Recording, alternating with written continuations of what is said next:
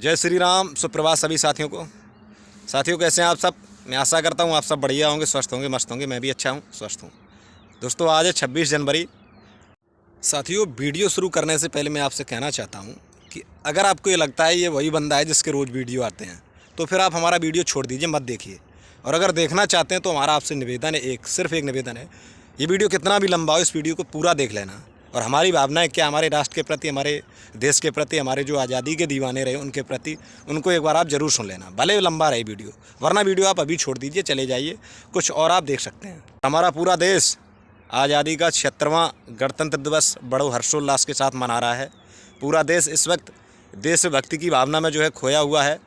चारों तरफ से देशभक्ति के गानों की आवाज़ जो हमारे कानों में गूंज रही है। बड़ा अच्छा माहौल है आज का और मौसम भी काफ़ी अच्छा है।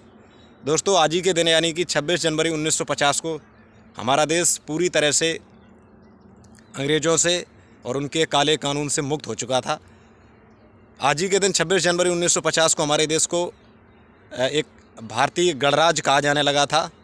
अलग अलग राज्यों का एक गढ़ बन करके हमारा देश, जो पूरा राष्ट्र स्वतंत्र राष्ट्र बना था, उसको अपना भारतीय संविधान मिला था, जो आज हमारे पूरे देश में हमारे समाज पर लागू होता है, जिसको हम भारतीय संविधान कहते हैं।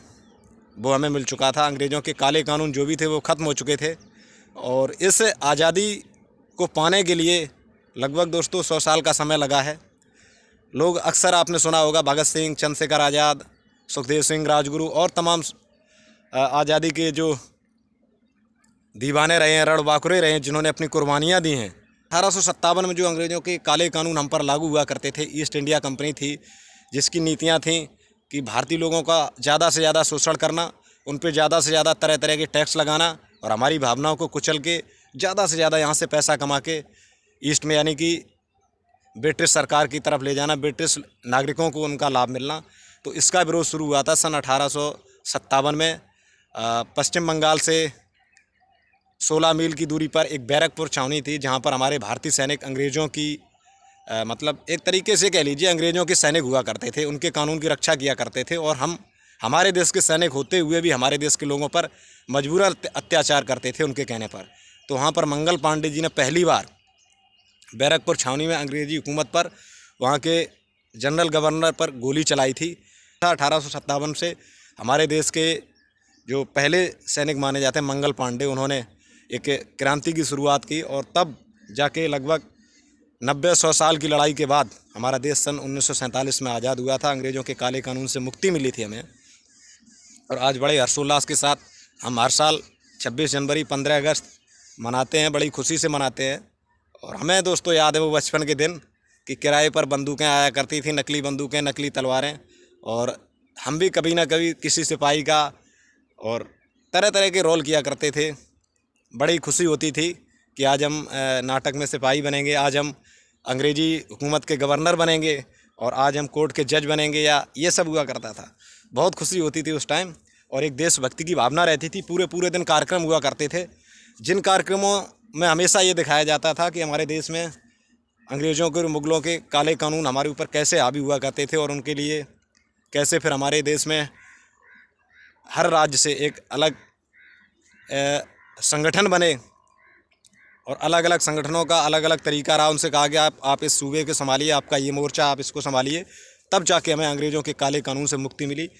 साथियों सन 1947 को हमारा देश अंग्रेज़ों के काले कानून से, अंग्रेज़ों की हुकूमत से, उनकी सेनाओं से मुक्त हो चुका था। पूर्ण रूप से आज़ाद हुआ था सन 1950 में, जब हमें हमारे देश का संविधान मिल गया था। और इसकी घोषणा दिल्ली के लाल किले की प्राचीर से हमारे देश के वर्तमान प्रधानमंत्री जी ने की थी, जैसा कि आज भी होता है और आज भी हो रहा है। आज ही के दिन आपने देखा होगा कार्यक्रम चल रहे हैं। दिल्ली की लाल किले की प्राचीर से हमारे देश के प्रधानमंत्री जी देश की जनता को संबोधित कर रहे हैं, कैसे आज़ादी हमें मिली उस बारे में बता रहे हैं, कितनी कुर्बानियाँ गई उस बारे में हमको बताते हैं।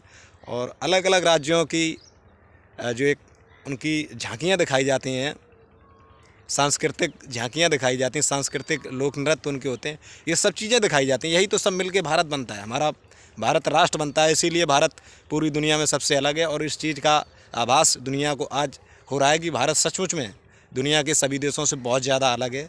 और भारतीय संविधान दुनिया के सभी देशों के संविधान से थोड़ा थोड़ा लेके बनाया गया है।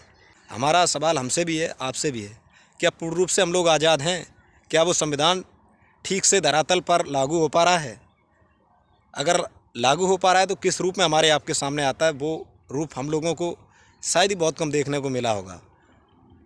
आज जेलें भरी पड़ी हैं, निर्दोष लोग सज़ा पा रहे हैं, दोषी लोग बाहर घूम रहे हैं, और जब तक वो निर्दोष आदमी निर्दोष से धो करके बाहर आता है, हमारी आपकी जवानी की भरी उम्र में, हम आपकी जैसी उम्र में जाता है और बुढ़ापे में बेचारा बाहर आता है, कितनी कुंठित होती है उसकी आत्मा, कितनी रोती है उसकी आत्मा, उसके परिवारीजन रोते हैं कि बिना किए कि सज़ा हम 30 साल बाद 40 साल बाद सज़ा काट के वो निर्दोष से धोकर के आएँ, तब तक वो आदमी जो दोषी है, मुख्य दोषी है, वो कितने कांड कर चुका होता है, इतनी सारी संपत्ति जोड़ता है, ऐसो आराम करता है कि उसकी 7 पीढ़ियाँ गुजर जाएंगी और दोषी होने के बाद भी वो जेल में उसी पैसे के बल पर ऐसो आराम भोगता है। तो क्या यही लोकतंत्र की आज़ादी है? यही हमारा भारतीय संविधान कहता है? हमारा भारतीय संविधान जिस तरीके से बना है वो चलकर हमारे आपके पास आके लागू नहीं होगा। वो एक पुस्तक है, उसमें लिखे नियम है, उसको लागू करने वाले जिम्मेदार लोगों को समझना होगा और ये अपने आप से भी उन्हें सवाल करना होगा कि आप चंद पैसों के लिए जो संविधान की धज्जियाँ उड़ा रहे हैं, अगर कुछ लोग रक्षा कर रहे हैं तो कुछ राजनेताओं को आपने देखा होगा कि वो देश की जनता को कैसे भ्रमित कर रहे हैं कि लोकतंत्र की हत्या हो रही है, संविधान की हत्या हो रही है, इसको बचाइए। और इसके लिए हमारी देश की भोली भाली जनता को वो लोग इकट्ठा भी कर लेते हैं और वो लोग बताते हैं कि लोकतंत्र की हत्या हो रही है, संविधान की हत्या हो रही है, लोकतंत्र खतरे में है, इसको संविधान को ख़त्म कर दिया जाएगा।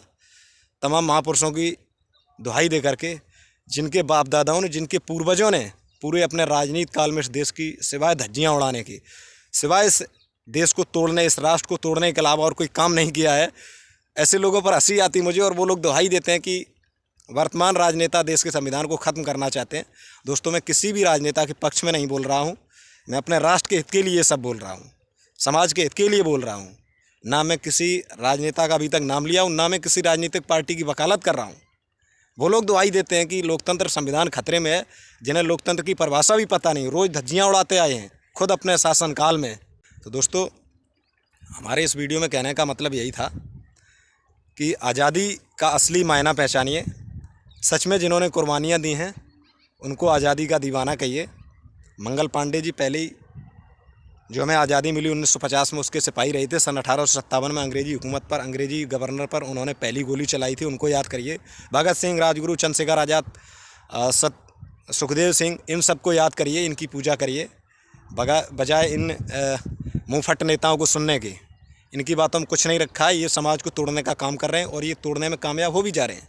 इनकी बातों को आपको नहीं सुनना है।